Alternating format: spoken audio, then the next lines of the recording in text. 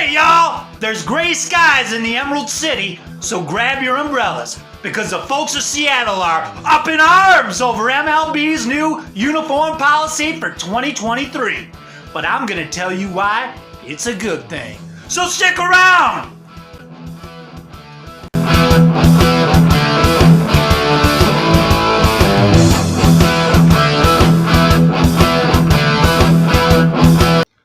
Hey everybody, I wanted to start the video out by saying thank you. I picked up a few subscribers off the heels of my video about the Detroit Lions new uniforms, and it looks like they will be getting those new uniforms, and I gotta be honest, I'm kind of bummed out about it because I really like the Lions' current uniforms. I really thought they got it right with the last uniform overall.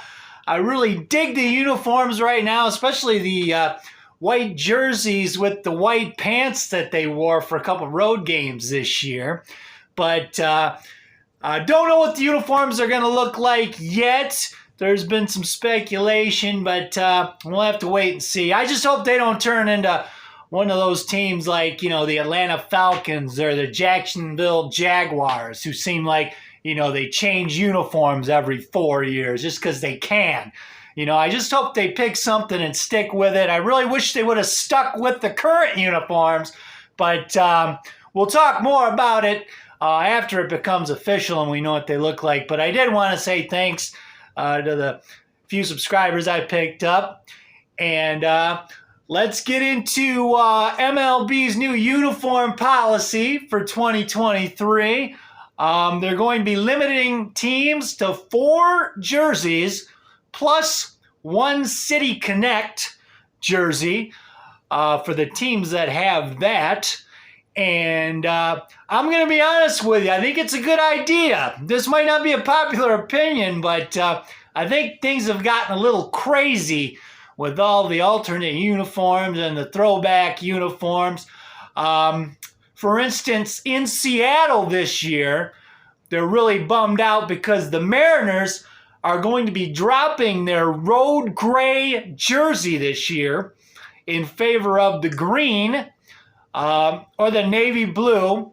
They're going to be wearing on the road all year. I think they're wearing the navy blue on the road for all their road games, and they'll use the green one for one of their home alternates. But they're bummed out to be dropping the grays.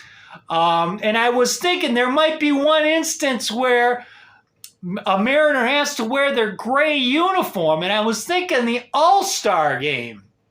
Because if you remember, I think since about the mid to late 90s, the road team in the All-Star game has always worn their road grays, and the team has always worn the home whites, the home teams.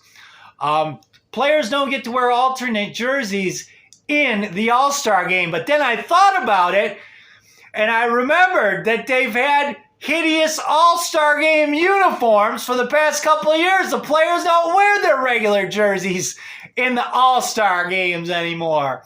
They wear those hideous All-Star uniforms. They're probably going to stick with those. They'll have a new one for this year, but the ones they wore last year, man, were awful.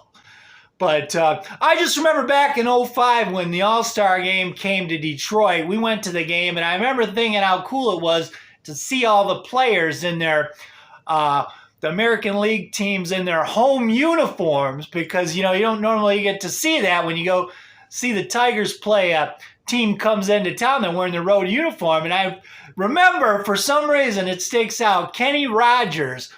The year before he came to Detroit, he was in the All-Star game in 2005 with the Rangers, and I remember seeing him come out of the bullpen in his home white Rangers jersey, and I thought that was really cool.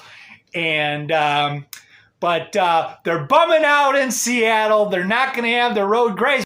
But anyways, I think this is a good thing because I think the alternate jersey thing has gotten a little crazy. I love alternate jerseys, and I said before, I'd like to see the Tigers adopt an alternate jersey, but I think 4 jerseys is plenty, because the thing I have a problem with is stick to your regular color scheme. It's like they're bummed out in Seattle Their colors are teal and blue, and they're bummed out because they had to drop their powder blue uniforms. What do they need powder blue for? It's not part of their color scheme. You know, the Kansas City Royals they're bringing in powder blue pants this year, and I think that's cool because powder blue's traditionally been part of the Royals' uniform color scheme. But the thing I don't like is, you know, when you have a team like, say, the Diamondbacks, their colors are red and black, and then they roll out there in their throwbacks and they're wearing purple. The Baltimore Orioles, they have their white jerseys for home, their road grays, and then they got an orange jersey for select home games, a black jersey for select road games. That's plenty enough. Because do you really need all these wacky different color jerseys for all these different nights at the ballpark? I mean, come on. Do you really need a special brown jersey for colon cancer awareness night? I mean, come on. I think 4 is plenty. And I know they're bumming out in Seattle because they got to drop the road grays. But in my opinion, I think MLB is doing it right with this. You got to streamline these uniforms so you can recognize the teams that's on the field. And that's the way I like it. So just wanted to check in, talk about this with you for a minute. Hope you dug the video, and we'll see you next time. Who's here?